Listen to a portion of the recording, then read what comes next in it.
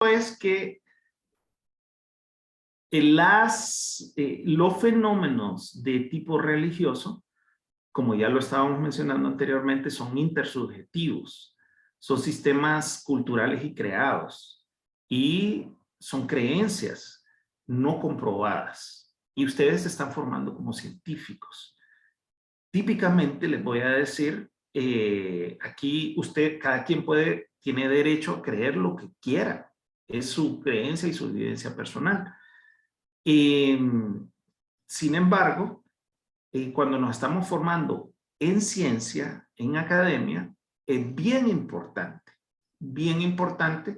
que pues eso es algo para el ámbito privado y para la vida, en todo caso, de la comunidad a la que se pertenece. No para basar, o sea, porque usted cree, por ejemplo, en el secreto, la ley de la atracción, eso es verdad. O no porque alguien cree que las constelaciones familiares sirven, necesariamente sirven. O porque alguien crea que constelaciones familiares, ley de la atracción, eneagrama, el horóscopo, no necesariamente esto, aquí estamos hablando de ciencia. La ciencia tiene una creencia, la vamos a llamar una explicación tentativa de hipótesis, que se somete a una verificación por algún método y llega a una serie de resultados que nos encamina a conclusiones. Y decimos, el conocimiento científico es distinto del resto de los conocimientos de la especie. Porque procura evitar que nosotros nos engañemos a nosotros mismos por nuestras creencias o nuestros prejuicios. Entonces, tomando en consideración ese elemento, por ejemplo, yo podría decir, Dios existe. Yo afirmo que Dios existe. Muy bien, compruébelo. En ciencia, comprobamos la existencia de algo. Si yo afirmo que algo existe, tengo que comprobar que existe. ¿Puedo comprobar yo que Dios existe? Y algunas personas me van a decir, bueno, lo sé porque está escrito en la Biblia. La Biblia es evidencia de la creencia de un pueblo particular, intercultural, una tradición oral, y así como la mitología griega, o la mitología egipcia, o la mitología maya. El Popol Vuh no es evidencia de que existen los dioses mayas. Sería un argumento circular y una falacia decir que la Biblia es evidencia de la existencia de un dios en particular, como que el Popol Vuh es evidencia de que existen los dioses del maíz. O que la Ilíada, la Odisea o cualquiera de las narrativas de la mitología grecorromana son evidencia de la existencia de Júpiter. O que yo lo siento, o que estamos vivos, las plantas y los animales. No, las plantas y los animales son evidencia de que existen las plantas y los animales, no de que A no es evidencia de que existe Z. ¿No? Entonces, y que yo lo siento, no, eso es evidencia de que usted tiene una vida emocional y que usted tiene una subjetividad y una intersubjetividad compartida en la creencia de Mahoma y de Alá o de Krishnamurti o quien sea, pero no necesariamente la existencia de Dios. Vean, en ciencia es bien importante el concepto de falsación. Si algo no es falsable, es decir, que no puede ser sujeto de comprobarse o refutarse por algún método, no es de interés de la ciencia. Y las religiones, en el sentido de la investigación cuantitativa, pues no son parte del interés del campo de la ciencia. Casi podemos hablar de dos cosas que son aparte. Ahora, volviendo sobre esto, o sea, el hecho, y esto está bien para cada quien, es su práctica personal. Ahora, no debemos dejar que nuestras creencias, cualquiera, porque yo puedo creer, por ejemplo, como les digo, que el eneagrama ayuda a las personas a superar sus problemas. Y en realidad hay personas aquí que ganan un cristal con prácticas de enneagrama. Yo espero que nadie que esté estudiando en la maestría de psicología clínica, que se están formando como científicos, tengan prácticas de enneagrama o del secreto. Si usted cree en la ley de la atracción, lo va a traer. Va a venir un Ferrari ahí, a donde usted lo va a traer. Disculpe, Master. Sí, yo entiendo lo que se refiere. Solo que hacía hincapié en lo de la ciencia, porque usted sabe que independientemente yo no pueda mostrar si Dios existe o no, pero sí en ese libro más viejo que han publicado, ¿verdad? Y en el cual ya está escrito lo que es el proceso de la lluvia, también el proceso de lo que es, cómo estaba la tierra, ¿verdad? Que supuestamente no estaba, bueno, que ahí mismo habían publicado el proceso de cómo estaba la tierra, pues de que era esférica, no decía que era plana. Entonces, a eso me voy, a ese tipo de información que ahora se puede comprobar y es cierto, y que no es inventada, y que fue, o sea, y que lo vieron o que lo pudieron escribir en ese entonces que no había la tecnología que hay ahora. Bien, Fabiola. Ahora, la Biblia no es el libro más viejo de la faz de la tierra. Hay muchos libros antes de la Biblia. Publicados, es lo que yo he escuchado, pero no. De hecho, la Biblia, por ejemplo, el personaje de Moisés es un plagio de la mitología asirio-babilónica, mucho más antiguo que el mismo Moisés. Y hay muchos narrativos, incluso salmos del libro de los Salmos, ya eran parte de la cultura egipcia, muy antigua. La Biblia como libro no es un libro más antiguo que otro, o sea, crece en la cultura medio oriental. Eso para ponerle análisis, no me quiero detener mucho en ese elemento porque quiero volver sobre esto. Vean, estábamos diciendo, si me vuelve a dar permisos para compartir, por favor, Rolando. Ahorita, déme un segundito. Sí.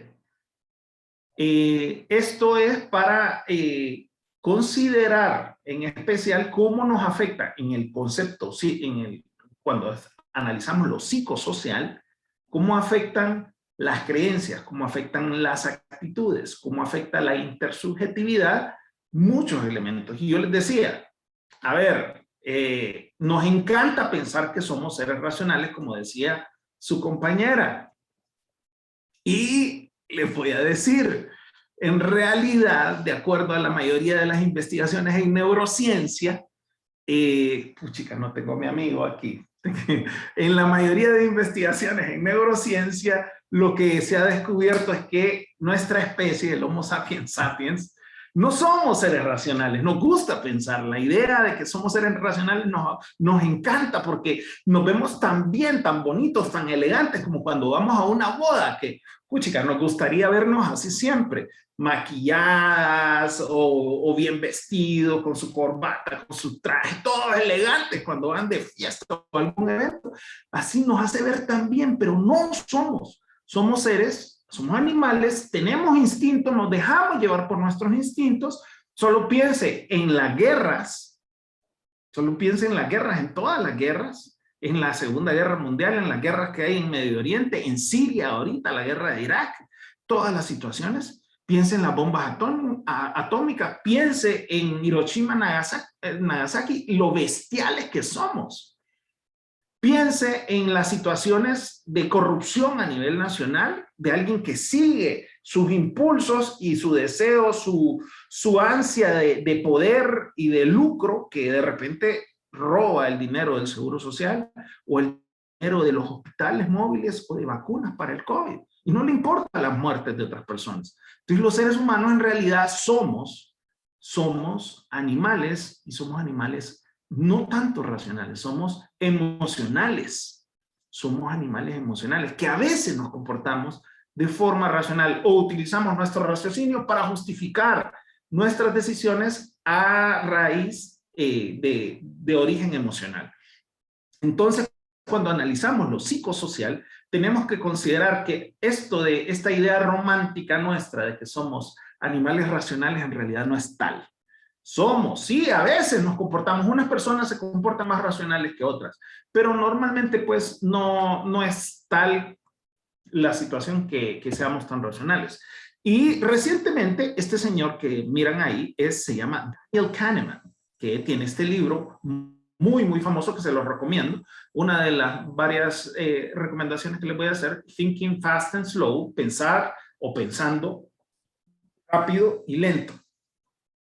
Este señor se ganó el premio Nobel de Economía siendo psicólogo. Bien interesante. Se ganó el premio Nobel de Economía hace unos años siendo psicólogo. ¿Y qué es lo que descubrió?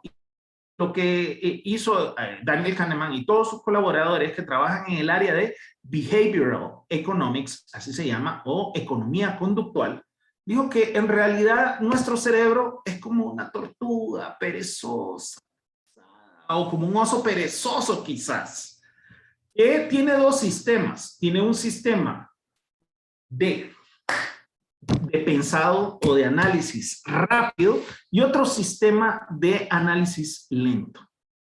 A ver, ¿alguien sabe qué porcentaje del peso corporal tiene nuestro cerebro? ¿Cuánto pesa el cerebro, el encéfalo, del total del peso corporal? Psicólogas, psicólogos, ¿cuánto pesa el cerebro del total del peso corporal? ¿30 libras? No. No tanto. Si tuviéramos quizás todo el sistema nervioso, no creo que llegue. Okay. Pero gracias por participar, muy bien.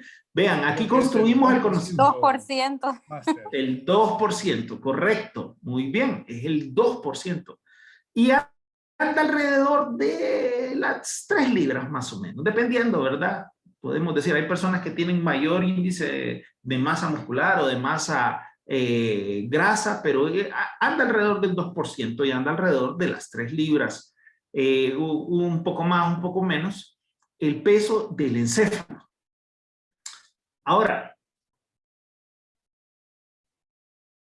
¿qué cantidad de energía?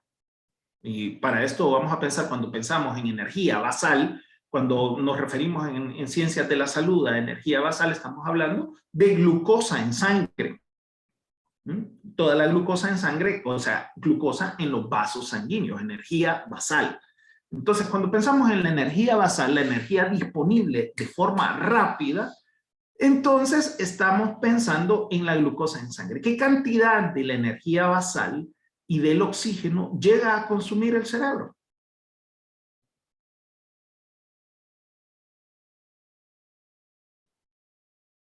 Pueden equivocarse. Si no mal recuerdo, es la cuarta parte de lo que consumimos. Casi anda por ahí. Puede llegar a los 25. En el oxígeno puede llegar hasta el 20%, la quinta parte, y en la cantidad de glucosa puede llegar hasta la cuarta parte. Imagínense, solo pesa un 2%, pero puede llegar a consumir entre oxígeno y glucosa una cuarta parte, una quinta parte de toda la energía.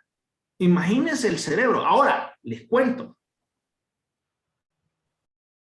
No siempre el cerebro humano, el encéfalo, está en ese modo de consumo alto de energía. Es más, se fijaron en esa tortuga, vamos a pensar en un oso perezoso. Al cerebro no le gusta estar en ese modo de alto consumo de energía. Bien, yo les voy a invitar a recordar momentos en los cuales ustedes han estado en alto consumo de energía. Un momento de alto consumo de energía, alto consumo de oxígeno.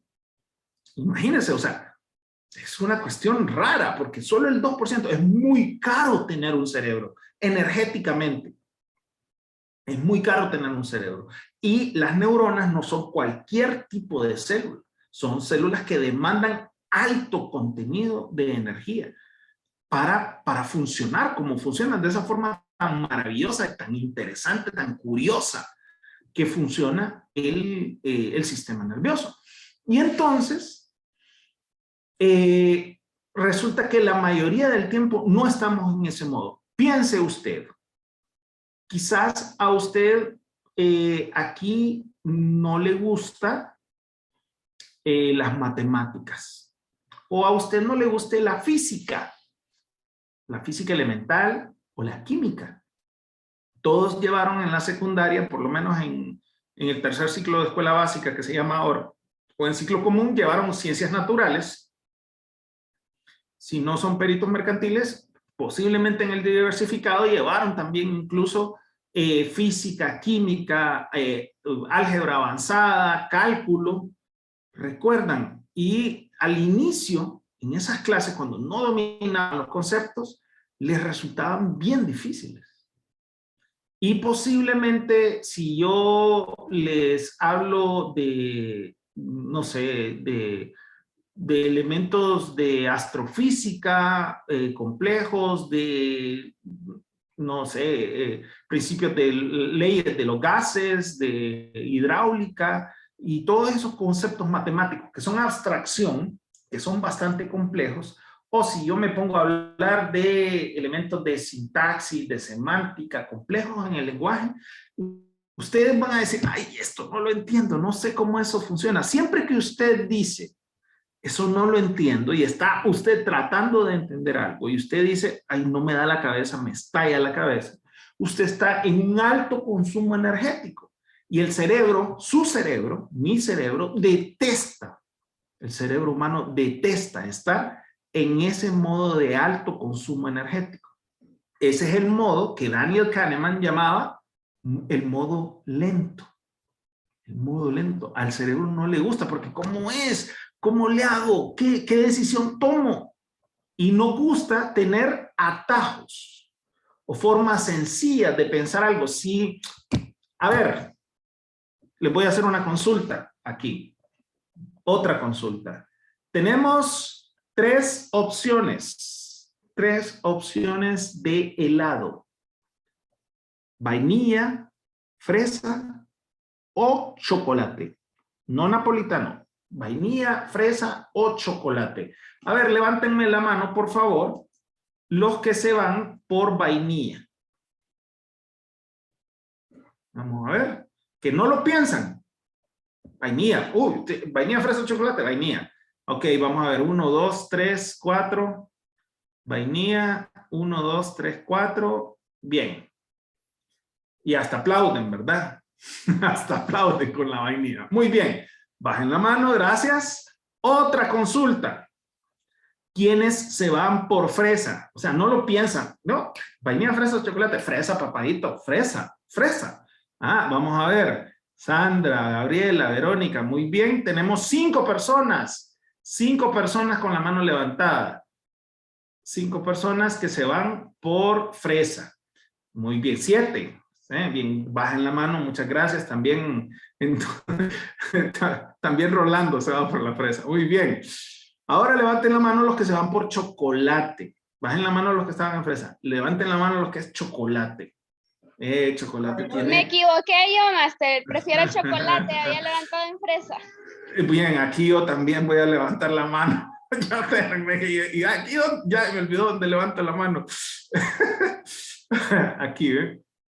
Entonces, en chocolate son 12, 13 conmigo. Entonces, 13 conmigo. Imagínense, contándome a mí, eso no se piensa. Eso es un atajo.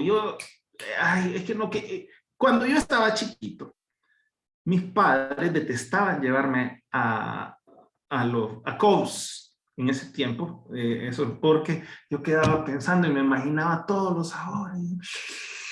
Y yo me tardaba media hora. Pedían todos, mis hermanos se comían sus conos y todo, y yo todavía no sé. Una vez me tardé como media hora en pedirlo y solo me iba saliendo yo del lugar y un señor chocó conmigo y me botó mi cono. Fue una gran chillada. Dígame. Creo que por eso ahora han inventado ese del mix, que le trae, creo que 2 sabores o 3 al mismo tiempo para que no nos compliquemos tanto. O sea, queremos todo, elegimos el mix. Así es. Definitivamente. Entonces, esos son simplificaciones. Son simplificaciones. Ahora, ¿por qué les menciono esto? Al cerebro le gusta más ese modo de bajo consumo energético, que es el pensado rápido. Y recuerden, este libro, Daniel Kahneman, se los recomiendo, muy bueno. Ganó premio Nobel de Economía por ese libro, fundamentalmente, pero por todo su trabajo. Pensando rápido y lento, de Daniel Kahneman. Y Daniel Kahneman comprueba mediante distintos experimentos y distintos elementos de behavioral economics que el cerebro humano, el encéfalo, y los seres humanos no les gusta estar en ese modo de alto consumo energético, no nos gusta lo que no lo pensamos tal y cual, ya rápido, lo decido de una forma rápida. Entonces, a eso me hace pensar en atajos heurísticos. O sea, si yo tengo, ¿cómo que tengo que ir por el laberinto? Y aquí por donde, yo lo atravieso de un solo, ya. ¿Cómo llego de A a B? No, de un solo. O todavía más fácil, en vez de atravesarlo, me voy por afuera, ya estuvo. Eso es un atajo heurístico. No se piensa lo que se tiene que pensar o analizar, no se detiene a pensarse en eso. Entonces, los atajos heurísticos son reglas generales y poco definidas que funcionan como atajos mentales para resolver problemas que paso a paso serían un extremo complejo, bien difícil. Son útiles para disminuir la sobrecarga cognitiva y permiten invertir menos recursos mentales, menos oxígeno, menos glucosa, menos cansancio en la resolución de problemas. Entonces, todavía cuando analizamos lo psicosocial, yo les dije, también tenemos que pensar en el análisis de las actitudes. Y las actitudes son una amalgama de lo cognitivo, lo afectivo y lo conductual. No necesariamente son conductas, pero aquí tenemos cognitivo, experiencias, creencias, opiniones, es lo que se piensa. Lo afectivo, emociones, sentimientos, lo que se siente, lo que se valora. Lo conductual, intenciones, respuestas, rechazo, lo que se manifiesta cuando se actúa. Entonces, en el análisis de lo psicosocial tenemos que tomar en consideración las actitudes también. Y es bien conveniente cuando, pues, esta intersubjetividad nos viene de afuera, obviamente.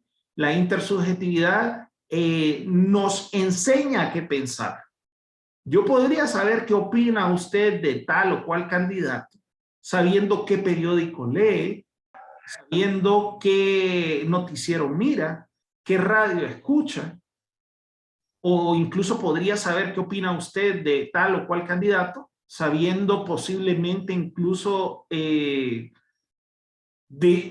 cuál es, hasta incluso cuál es su denominación religiosa o su participación religiosa. De alguna forma, la intersubjetividad y los sistemas de creencia determinan algunos elementos en relación a nuestra vida. Y también pensamos aquí en el lenguaje. Y con esto voy a terminar porque ya es hora. El lenguaje es, piensen ustedes, el lenguaje es el reflejo de la cultura. Es una herramienta de mediación con nuestro entorno. O sea, nosotros no interactuamos con nuestro entorno a través del lenguaje, pero el lenguaje que usamos refleja la cultura. También es un reflejo de nuestras creencias. Cuando analizamos lo psicosocial, tenemos que analizar el lenguaje. También es una forma de pensamiento. El lenguaje, con el lenguaje pensamos, es un medio de intercambio de ideas y de aprendizaje, un medio de aprendizaje. Es una capacidad denominativa y es un determinismo cognitivo y simbólico. Determina cómo pensamos el lenguaje. No es poca cosa el lenguaje. Entonces, no le restemos importancia a nuestro lenguaje como elemento psicosocial. Muy bien. Veo manos levantadas todavía y veo, bueno, comentarios que tenemos. Esto solo estamos mojándonos las plantas de los pies para el análisis psicosocial. En realidad es muchísimo, muchísimo pero ahorita estamos echando los fundamentos para el análisis que vamos a hacer el día de mañana. A ver, no sé, si vemos o revisamos los comentarios, que pues veo bastantes, no sé si, vamos a ver, voy a revisar aquí y si Rolando me puede ayudar con los comentarios porque ya es hora de que, como dice, de ir a cenar, porque creemos que tenemos que cenar, ¿verdad? Entonces, y no sé si habrá comentarios o preguntas. Vamos a ver. Hola. Dígame, Rolando. Comentarios tenemos que el chocolate lo engorda porque no llega a la panza sino al alma. Que el chocolate cumple el deseo, el gusto y saciedad, produce sensación de satisfacción instantánea. Excelente dato. Son excusas razonadas para un rebelde de corazón y muy cierto. Muy bien. Excelente. No sé si Sandra tiene la mano levantada, no sé si es porque quiere hacer alguna consulta o una pregunta. O si hay algo o una pregunta a estas alturas. O alguien que quiera hacer un comentario, ya sea por los micrófonos. Sí. Escuchamos suave. ¿Me escucha? ¿Sí? Sí. No, solo Sí. comentarles que, bueno, con todo el conocimiento adquirido hoy, yo creo que el cerebro ya está consumiendo un montón de... ¿Cuánto pesa, qué porcentaje del peso corporal tiene el cerebro entonces, Sandra?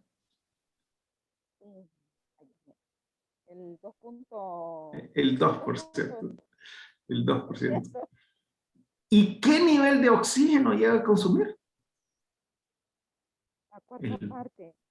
El 20% llega a consumir de la disponibilidad de energía. Cuando pensamos en el oxígeno, pensamos en las células, que entra el oxígeno a la célula, pasa a la mitocondria y hay ese producto de glucosa dentro de la mitocondria, que hay ese proceso de termogénesis, generación de calor por consumo de energía y el ATP, y entonces se necesita oxígeno igual que en los motores. En los pistones, en cierto aspecto, ahí hay un pistón en los cilindros y los inyectores ponen combustible, vamos a decir como la glucosa, la bomba de aire pone presión y el pistón empuja el aire, lo comprime, y la bujía genera una chispa que genera una explosión y genera el movimiento de los pistones. Y es ta, ta, ta, ta, ta, ta. Son explosiones. Algo similar sucede dentro de nuestro cuerpo y hay un análisis emocional a través de los procesos de termogénesis corporal. Y eso es, bueno, eso es para hablar de inteligencia emocional, un tema muy interesante que podemos en otro momento hablar de ello. Sí, definitivamente. Ya posiblemente algunos y algunas están de todo el día, además de estar trabajando y estudiando. Y están en ese modo de alto consumo. Al cerebro no le gusta, al cerebro le gustan los atajos. Ajá, y entonces, chocolate o ¿qué soy yo? ¿Musulmán, católico, protestante? Soy protestante. Muy bien. ¿Soy nacionalista o soy liberal o soy libre? Soy nacionalista. ¿Soy Motagua o soy Olimpia? Soy Motagua. Y entonces, es atajo heurístico. Yo no lo pienso, eso no se piensa. Al cerebro no le gusta pensar. Y eso se vuelve un factor bien importante, central en el análisis psicosocial. Espero poder ayudarles a echar los fundamentos en sus concepciones y seguir en esto. Bueno, el día de mañana, a menos que alguien quiera hacer alguna consulta. Mauricio, dígame. Sí, bueno, yo a través de todo lo que hemos hablado me preguntaba dos cosas. Una, ¿por qué nunca la teoría de la evolución pasó a ser una ley? Esa sería como la primera. Y dos, el conflicto intrapsíquico que causa el hecho de separar la religión de la ciencia.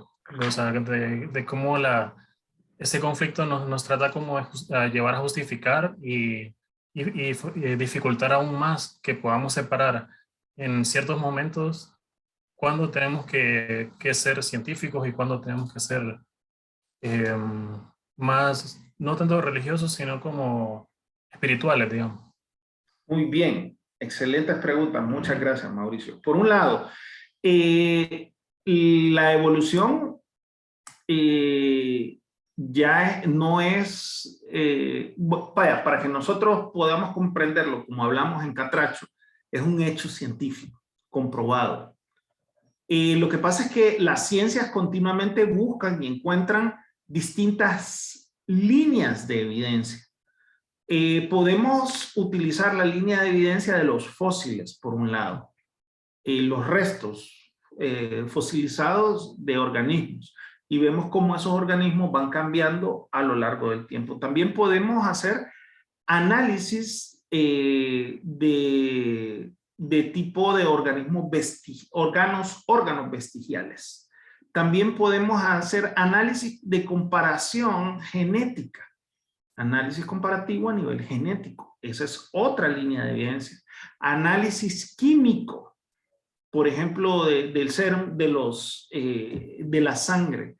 Y no solo en retrospectiva, sino en prospectiva y en tiempo real. Porque, por ejemplo, esos organismos o esos seres vivos que tienen un ciclo de vida muy corta, y que se reproducen mucho y que de repente podemos ver cómo hay mutaciones y se pueden hacer experimentos reales en tiempo real de evolución, como se hace con bacterias, como se hace con las moscas de la fruta. Y hay abundante evidencia. O sea, tal vez para hacer recuerden que teoría es cuando algo ha sido comprobado en ciencia. Cuando algo ha sido comprobado. Lo que pasa es que también normalmente se hace en el lenguaje popular, en el argot popular, cuando se refiere a alguien a teoría, es como inferencia o un tipo de razonamiento, y no necesariamente en ciencia, cuando hablamos de teoría, es algo que ha sido verificado y comprobado. Y la evolución es un hecho científico, por un lado. En segundo lugar, en cuanto al conflicto intrapsíquico, ciencia-religión, en particular a ustedes que ejerciendo dentro del entorno clínico, yo particularmente no miro conflicto. No miro conflicto. Yo dentro de mis pacientes, yo he tenido pacientes que han sido pacientes Bahá'í, pacientes Hare Krishna, pacientes que son protestantes, pacientes ateos, pacientes católicos, pacientes que son pentecostales, bautistas, mormones, testigos de Jehová, de toda denominación, y eso no genera un conflicto personal en la interacción en el entorno clínico, para mí, por ejemplo. O sea, yo, de hecho, el sistema de creencias de la persona, es un sistema de creencias muy poderoso para ayudarle a la persona, pero para eso yo debo conocer el sistema de creencias en este tipo, no solo las creencias en general, sino las creencias de tipo religioso, me pueden servir a mí para ayudar a la persona a movilizarse hacia la acción y hacia el cambio conductual y hacia la mejoría en sus estados de ánimo. Obviamente éticamente yo respeto las creencias particulares independientemente de mis creencias, porque la persona viene aquí a que yo le ayude, no a que yo ejerza presión y de repente si usted, y por eso yo jamás, si utilizo el marco de referencia del paciente o la paciente que tengo frente a mí, y yo puedo utilizar ese marco de referencia para ayudarle, pero sería una falta ética terrible, grave y gravísima que usted se ponga a evangelizar, siendo usted protestante, a sus pacientes. Eso es terrible. Es una carnicería ética que usted se ponga a evangelizar. Si esta persona es de otra denominación cristiana, o es judío, o es Krishna, y usted le empieza a hablar de su creencia, de su subjetividad e intersubjetividad. Terrible, terrible. Entonces yo particularmente no veo conflicto en el sentido de la praxis, vamos a decir. Y también tenemos que considerar que, o sea, ustedes lo que se espera es que pongan en práctica prácticas basadas en evidencia, no en creencias. Prácticas basadas en evidencia. Ojo, mucho ojo ahí con las prácticas incluso de grafología. Yo particularmente digo evidencias o PNL. Cuando hablamos de evidencias contundentes y robustas, ojo, ¿verdad? Ojo, o sea, algo nos dicen, pero hay muchas cosas, como el secreto, por ejemplo, la ley de la atracción, ofrece mucho y da muy poco, en el sentido de, pucha, actitud mental positiva, está bien, eso está muy bien, pero una actitud mental positiva para alguien que no trabaja, de nada sirve, absolutamente de nada sirve. Entonces, ojo en aquellas cosas que quizás ofrezcan mucho más de lo que en realidad dan. Yo digo, y a mis pacientes, los que tienen dependencia de alcohol, por ejemplo, o con las sustancias que se enganchan, por ejemplo, es como el alcohol. Imagínense ustedes, yo me tomo una cerveza, una copa de vino, un trago, lo que sea, y me siento, hay una sensación, una relajación, es interesante. Me tomo una segunda copa de vino y eso es Satanás, le digo, porque uno se siente activado, uno se siente alegre, uno se siente feliz posiblemente. Y parece que uno va a pegar un despegón y un trip, un viajezote que, wow, pero no, la cosa no pasa de ahí. Después del segundo no pasa.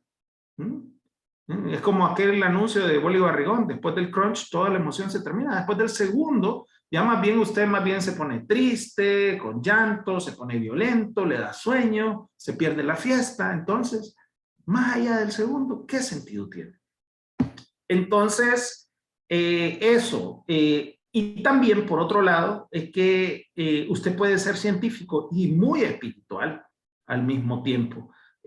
A propósito, una persona que le cité al inicio, Ignacio Martín Baró, era científico de gran peso, científico social, psicológico, reconocido mundialmente, y al mismo tiempo un ser religioso, un sacerdote jesuita. Él, Ignacio de Acuría, que los mataron el mismo día, personas profundamente religiosas, profundamente espirituales, vamos a decir. Porque la espiritualidad también va más allá de la simple religión, en el sentido de que hay personas que para ellos espiritual es ir a correr y se sienten en contacto con el universo, con la vida, con Dios, lo que sea, corriendo. Otras personas que para ellos espiritual es escuchar una pieza musical.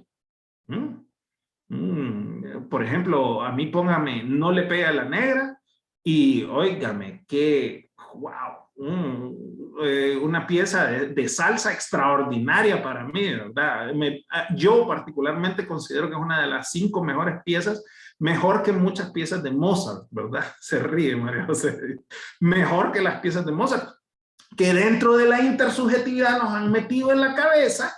Yo soy músico y soy músico clásico, formado guitarrista clásico, pero nos han metido en la cabeza que la música clásica es música elegante y es música de gente inteligente. Pero la música clásica es aburrida. El 99% de la música clásica es música aburrida. Habrán piezas clásicas que son muy divertidas y entretenidas, pero póngalo al lado de No le pegue a la negra, por favor, yo me pongo a bailar. Ojo, ojo, ojo. Y para mí eso es espiritual.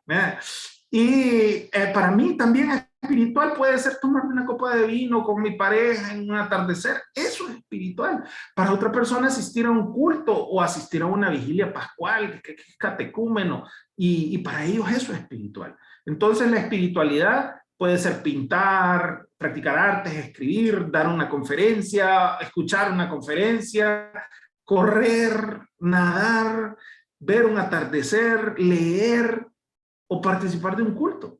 Entonces, la espiritualidad es mucho más amplia de esta idea que de alguna forma en la intersubjetividad nos han querido vender. Y es mucho más que la religión. Y la ciencia, pues yo creo particularmente que sí suele haber personas que tienen conflicto desde su intersubjetividad y su subjetividad religiosa particularmente en aceptar los hechos de la ciencia y que de repente se vuelven pues que chocan con algún sistema de creencias. Citando la Biblia, pensemos, psicólogos clínicos, en la Biblia dice que el violador se tiene que casar con su víctima, ¿verdad? Y pensando en esas partes de la Biblia que me gustan tanto, el violador se tiene que casar con la víctima. Eso está en la Biblia. Y el esclavo es, pues, y está bien visto el esclavismo. O sea, en Levítico, mire todas las referencias respecto al esclavismo en Levítico. Entonces, esa es intersubjetividad y es creencia. Entonces, si de repente vemos que las personas que son negras, que son esclavas o que son latinos no son menos que otras personas que son blancas y sarquitos y lo que sea, no somos menos. Yo que tengo cara de artesanía maya, pues yo no soy menos que alguien que tenga, que se parezca a cualquiera. Los empresarios, le va también, ¿qué les pasa ahí ahora? En serio. Sí, papi, para ponerla ahí. Tenemos a Vanessa con el micrófono activo. Tienen otro negocio de... Vanessa tiene su micrófono activo. Master, perdón. Bien. Bien. Bueno, eso. Entonces, así las cosas. ¿Alguien más que tenga algún comentario, duda, pregunta, dolencia? Si no, aquí. Ajá. Sí, no solo para aportar a lo que usted mencionaba respecto a si tenemos como ciertas crisis en cuanto a lo religioso o la parte científica. Creo que también ayuda a ampliar en cuanto al tema de contexto a nivel cultural, ¿no? El hecho a nivel de país, el tener diferentes grupos o etnias y el cómo nos adaptamos si en algún dado, pues alguno de los colegas que está presente ha tenido la oportunidad de tener pacientes de algún grupo étnico en específico, el conocer pues el contexto sin rasgar como parte de sus vestiduras, pues creo que nos ayuda también a nosotros también a ser un poco, no, a ser mucho más tolerantes en esa parte, a ampliar todo el panorama en cuanto a lo que nosotros creíamos referente a nuestra parte racional, por así decirlo, y lo que ellos ven y nosotros decimos, bueno, eso es parte de su cultura, se respeta, probablemente el método que están utilizando no es del todo funcional, pero sin embargo les ha funcionado, ¿no? Entonces creo que cuando tenemos como este balance en lo que es la ciencia como tal y nuestras creencias a nivel personal, considero yo que nos amplía el momento de hacer estas intervenciones con las culturas. Así es. Y bueno, yo por ejemplo puedo hacer uso, si ahí miro a alguna persona desanimada y tiene algún tipo de referencia cristiana, vamos a decir, sé que esa persona cree que la Biblia es palabra de Dios dentro de su sistema de creencias y la intersubjetividad cultural de esa persona, entonces yo le puedo decir, ¿y usted en qué ha creído? ¿Usted qué cree? Y recuerda lo que le dice la Biblia a usted que es cristiano. Mira que te mando que te esfuerces y seas valiente, no temas ni desmayes, porque el Señor tu Dios estará contigo donde quiera que vayas. Como dice Josué 1:9. Porque de tal manera amó Dios al mundo que ha dado a su Hijo unigénito para que todo aquel que en él crea no perezca, mas tenga vida eterna en Cristo Jesús. Eso le sirve a una persona que su creencia está bien. Ahí Juan 3:16, muy bien, para ella. Yo lo puedo utilizar porque es su creencia y a él le sirve o a ella le sirve. Pero ojo, con otras personas, Leda tiene activo su micrófono, Leda. Leda, ayúdenos con su micrófono, gracias. Y aparte de eso, licenciado, hace pues, la conexión, ¿no? Con el triángulo que mencionaba en cuanto a la parte cognitiva conductual, y se ve evidenciado, y solo para terminar y no irme ahí por esas lagunas y no hacer la rumiación, en cuanto al tema de lo que estamos viviendo, ¿no? Con la pandemia a nivel mundial y el tema de los ritos en cuanto al duelo. Entonces, por ahí conectamos también y vemos evidentemente el triángulo cognitivo conductual, desde lo que podemos ver en cuanto a lo observable como la conducta, y esa parte de la emoción y pensamiento que aunque no sea verbalizado, lo podemos manifestar mediante el cuerpo. Interesante. Exacto, y la somatización luego, incluso ahí podemos pensar todavía en los efectos todavía más. ¿Alguien más? Miren, yo no tengo ningún problema, ¿verdad? Yo no tengo ningún problema. Yo en realidad me divierto mucho y me encanta esto. Si alguien tiene dudas, consultas, yo puedo seguir aquí. A ver, ahí Fabiola dice, todo contexto literal puede sonar diferente a lo que es sin un estudio adecuado por lo de la Biblia, ¿correcto? Bueno, ahora, pensando que hay cosas, desde la intersubjetividad, hay cosas que tomamos a pie juntillas como que sí son, pero después hay cosas que viéndolas y analizándolas en el contexto actual, pues no, eso no. Entonces, pero eso es parte de las intersubjetividades. Y hay personas que les cuesta casar esas contradicciones, que todas las religiones tienen contradicciones, en relación a las realidades. Como les hablaba, por ejemplo, el mito del diluvio es un plagio, está en la Biblia y ya existía, o sea, muchísimos años antes, en la cultura asirio-babilónica. O sea, Noé es un personaje que antes ya había existido y se llamaba Gilgamesh. Cientos, miles de años antes de que existiera registrado en la tradición oral judeocristiana. Entonces, esto afecta e impacta sobre la percepción y las actitudes, el sentimiento, las creencias y la conducta en lo psicosocial, pero también me afecta a mí en mi praxis profesional. Ojo, dependiendo de mi sistema de creencias. Bien. ¿Alguien más?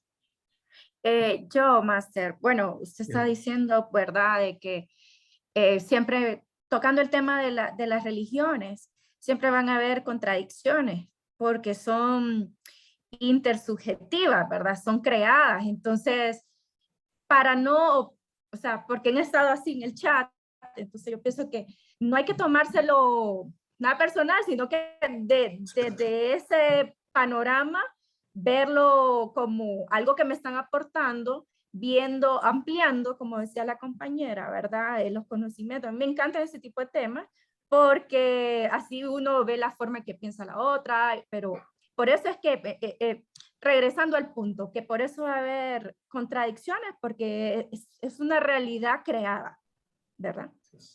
Y el asunto aquí es que ustedes, o sea, su práctica y su creencia es suya y está bien, cualquiera que sea. Ahora, en la praxis profesional, trabajamos con base en ciencia, con base en evidencia, con base en conocimiento científico. No en creencias, como vuelvo, el enneagrama, el horóscopo, las constelaciones familiares. Pucha, y usted viene es Tauro. Muy bien. O sea, ¿usted cree que la luna, cuando está la luna llena, entonces es mejor cortarse el pelo con luna llena? Porque la luz de la luna tiene un efecto sobre su pelo. La luna tiene efecto sobre las mareas, porque a veces está más cerca de la Tierra y a veces está más lejos. La luna tiene efecto sobre las mareas, pero la luna no tiene efecto sobre su pelo. Y sobre si usted, la luz de la luna, si es cuarto menguante, cuarto creciente, que es muy distinto a lo de las mareas, muy distinto. Si usted siembra o no siembra, o los partos, que hay gente, es luna llena, hay más partos. Busque usted estudios científicos que respalden que en luna llena hay más partos. Nosotros no trabajamos en base a creencias y mitologías culturales, creencias populares, trabajamos con base en hechos científicos. Y aplicamos terapias basadas en evidencia, no en creencias. Ojo, mucho ojo. Ahorita van empezando y espero que ya a la larga eso cale. Terapias basadas en evidencia. Intervenciones basadas en evidencia. Yo que soy consultor, de repente trabajo con proyectos que me contratan para hacer consultorías. Primero un análisis de investigación de línea base pero ¿qué proyecto quieren hacer? Y de repente un proyecto que de acuerdo a la teoría científica, o sea, investigaciones, esa intervención no va a generar cambios comunitarios. No va a generar cambios comunitarios. De repente que son cuestiones de opiniones y creencias de alguien que pensando en la inmortalidad del sapo se le ocurrió una cosa y no es basado en evidencia. Entonces, usted su praxis profesional la tiene que orientar basada en evidencia. Fabiola, diga. Sí, Máster, más que todo quería agradecerle, pues, porque tal vez sí he tocado bastante el tema de la religión, pero es más que todo por el hecho de que no he tenido esa facilidad de encontrar a alguien que no discuta, pues, y no diga como, nah, es que mi punto es el que vale y ese es el único, no sé qué, porque he visto que no se respeta eso en un diálogo o en un foro, sino que ¡Qué más que todo, bueno!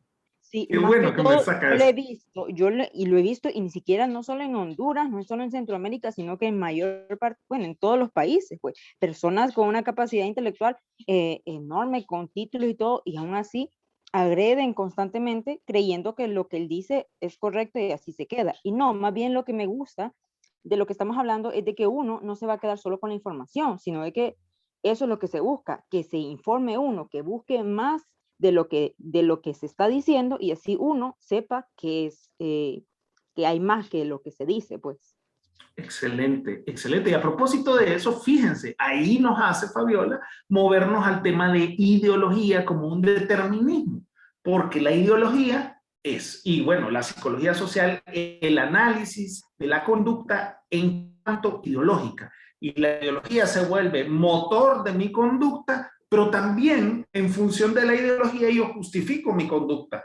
La ideología se vuelve motor de mi conducta y yo pienso, este es un negro. ¿Cómo puede ser que un negro esté en este restaurante si este restaurante es solo para blancos? O que se esté sentando en una silla a mi lado si la esquina de negros es allá.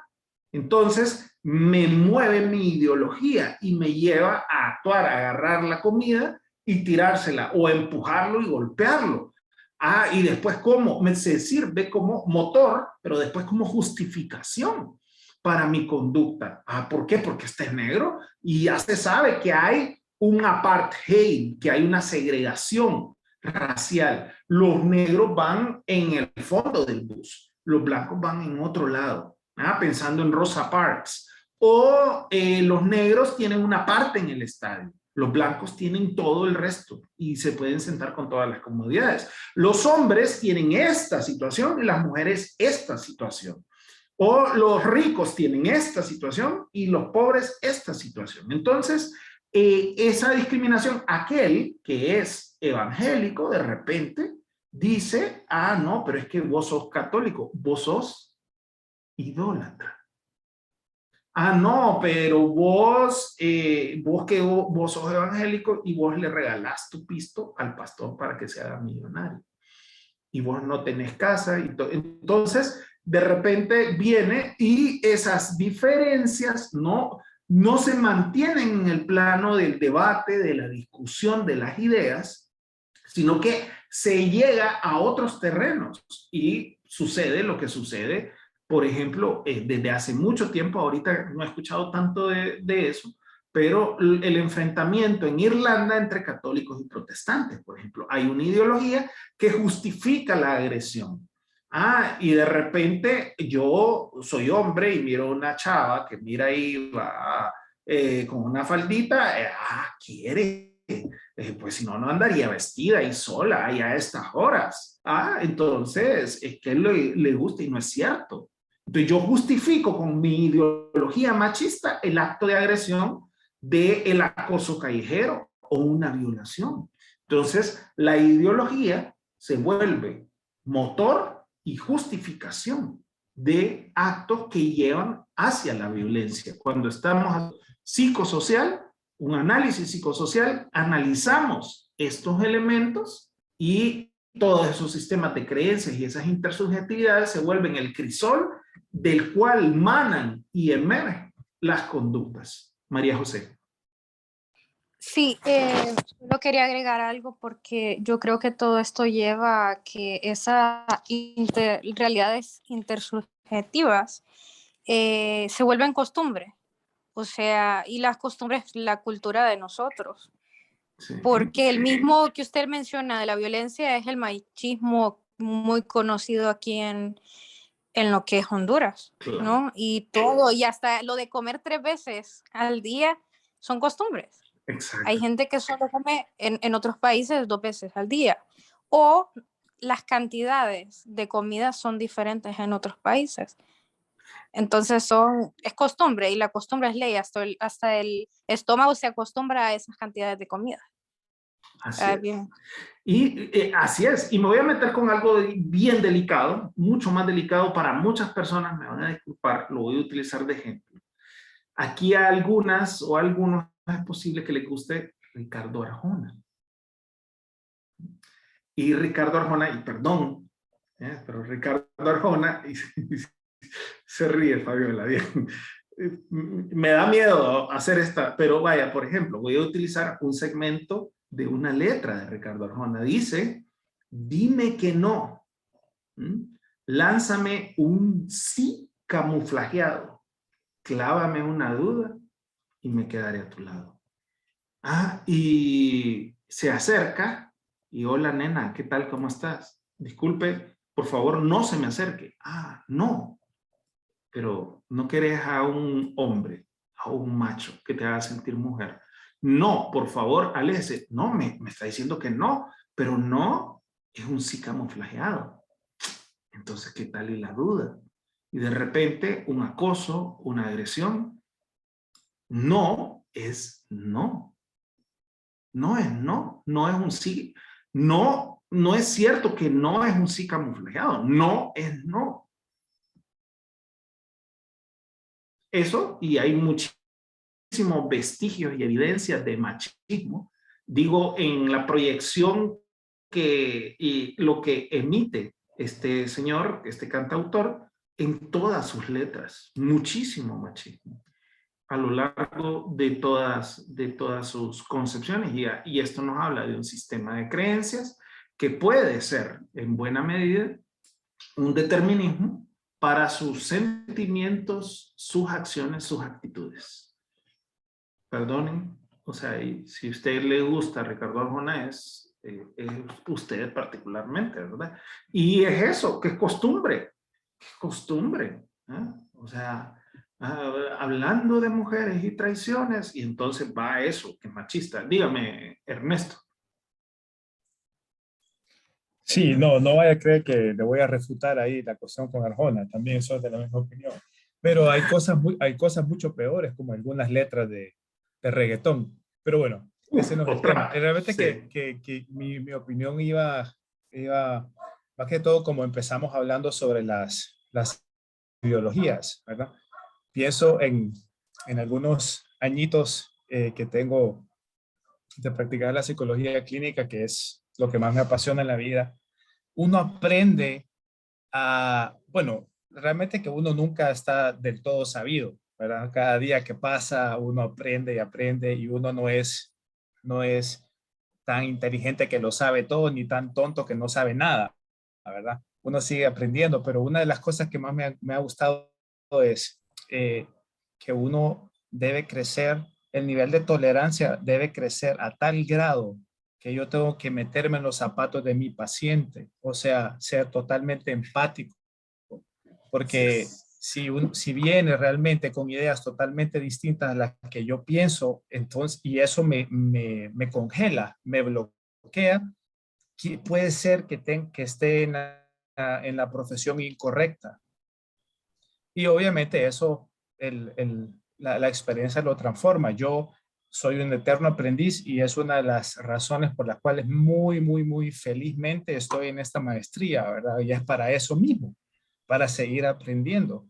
Y obviamente que uno tiene su ideología, uno tiene su sistema de creencias, uno tiene su fe o no tiene fe o lo que sea, pero es necesario ponerse en los zapatos del paciente o de la paciente porque uno tiene que ser humano en ese sentido de ser empático, pero también tiene que ser científico de saber qué vamos a hacer, porque si no nos ponemos a llorar los dos, pues. Así ¿Verdad? es. Por ahí Así va es. mi comentario. Gracias. Así es, y definitivamente necesitamos altas dosis y capacidades de empatía. Y ojo, principios en la praxis clínica, los principios éticos básicos, que es respeto, autonomía, la autonomía del paciente o de la paciente. Operamos bajo el principio de buena voluntad y no maleficencia o no mala voluntad. Ojo, y respeto, yo no le voy a imponer nada. Y si usted es de filiación cristiana y digamos católica, y su paciente abortó o quiere abortar, usted le va a ayudar en relación a sus creencias o en relación a las creencias de su paciente y con las constricciones relativas que tenga. Piénselo. Piénselo, si usted... Yo creo que se pierde la objetividad, Máster, cuando se mezclan quizás las creencias, las ideologías que uno pueda tener con la atención que uno pueda brindarle al paciente. Exacto. Y entonces, fíjese, cuando usted sienta que está en una encrucijada y que usted...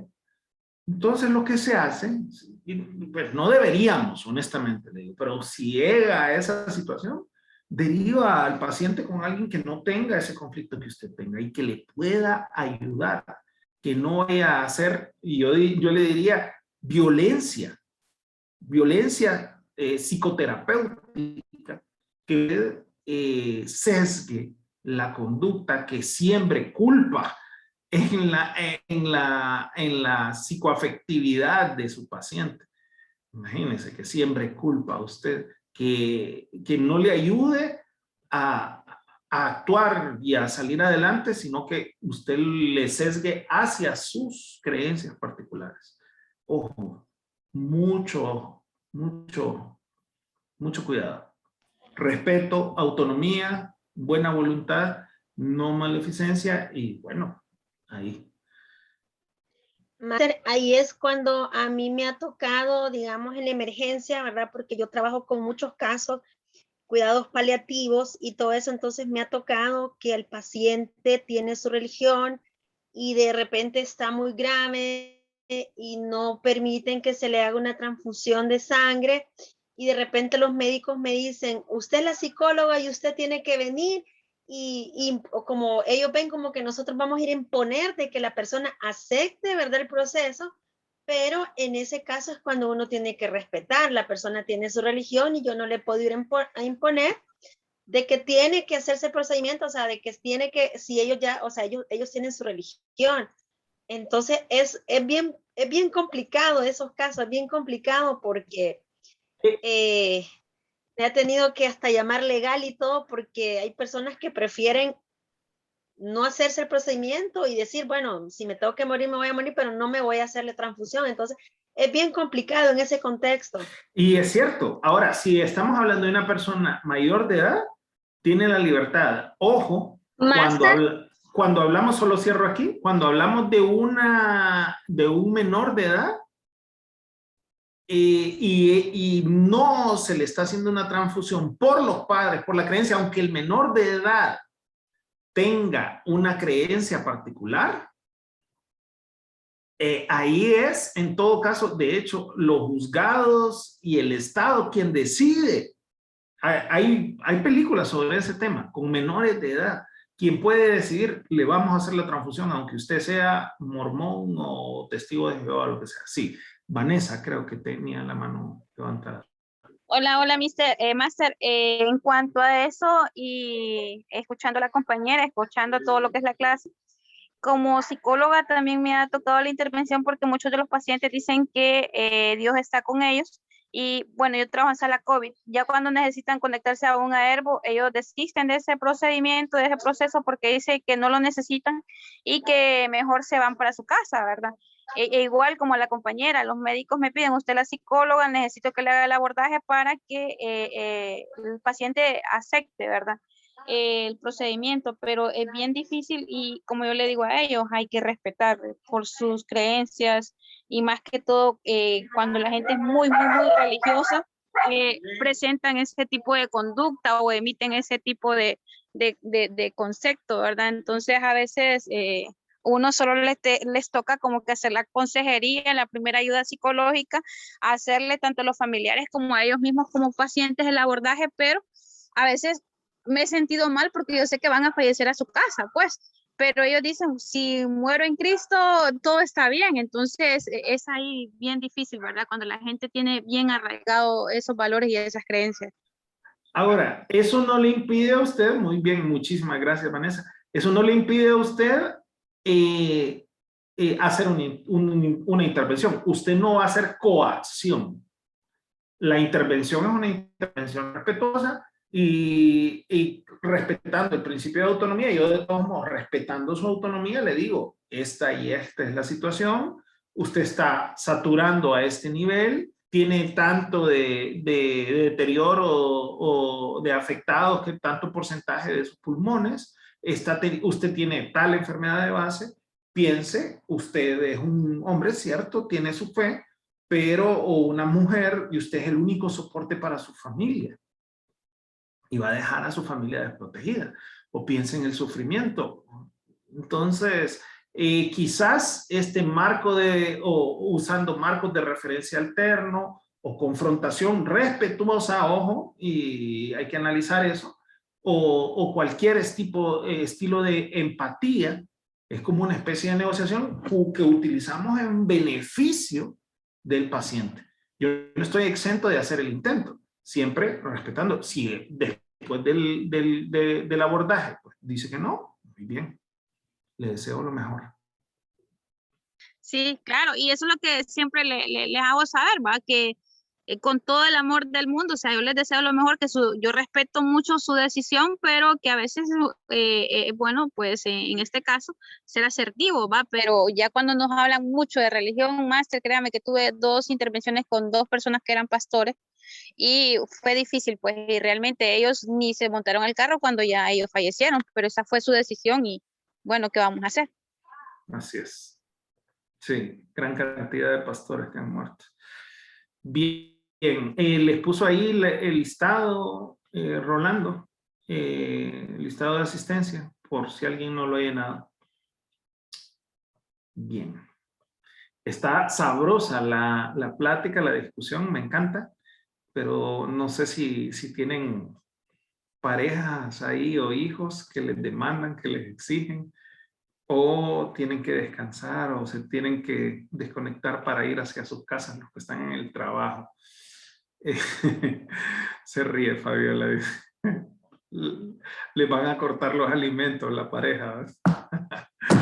Bien, pues no sé si hay otro comentario, dudas, si no, yo aquí puedo seguir, seguimos hasta mañana a las 8, no tengo problema.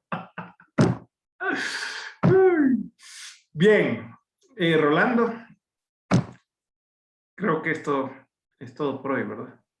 Sí, igual la clase estaba programada para finalizar a las 9, así que no.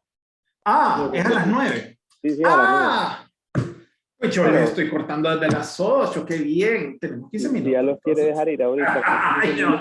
Creo 15 minutos pueden ser un pequeño receso que no tuvimos. No tuvimos receso. Bien, se ríe Estrella. Bien, bien. Bueno, sí, no tuvimos receso. Ok, Es niña. sugerencia, Master, es Sí, sugerencia. sí, no sabía. Yo me fui corrido. Ay, no lo dejé descansar. Bien, bueno. Así, a menos que hubiera algún comentario, duda. Buenas noches a todos.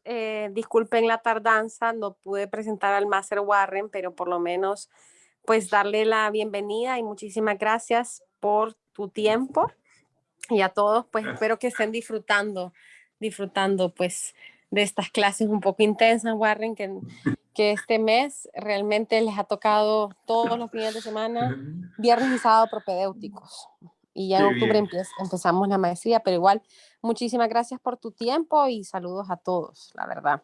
Ahí los estoy escuchando yo de fondo, me entretengo. Muy bien. Muy bien. Bueno. Gracias. Muchas gracias, Yarani. Saludos, Master Yarani. Saludos a todos. Bueno, que pasen buenas noches y mañana a las 8 arrancamos, ¿no? Listo. Quiero aprovechar para mencionarles que en el chat ya está el enlace para mañana y también se les envía su correo electrónico. Recuerden que si no han llenado la lista de asistencia y estuvieron en la sesión, es el medio de verificación y va a ser como que tengan una falta. Entonces aprovechen a llenarla ahorita en este último espacio. Sin más, desearles buenas noches y decirles que les esperamos el día de mañana. Muchas gracias, Master Warren. Un gusto. Gracias por sus aportes. Me encantan. Súper participativos todos y sus participaciones enriquecen esto. De verdad que buenísimo. ¿Para qué? Me divierto mucho. Muchas gracias, Master Warren. Siempre muy buenas noches a todos. Saludos. Buenas noches. Saludos. Igual, buenas noches. Buenas noches. Buenas Descansen. noches. Descansen. Buenas noches. A cenar. Muchas gracias. Buenas noches. Igual, un gusto. Buenas noches. Los que creen en la cena, ¿verdad? Buenas noches, Master, y la verdad que ha sido una clase que ha llenado mucho y la verdad que espero tenerlo como catedrático en todo lo que sea la maestría. Así que buenas noches. Ahí voy a estar a la orden. Un gusto. Listo, papá. Bye, un gusto.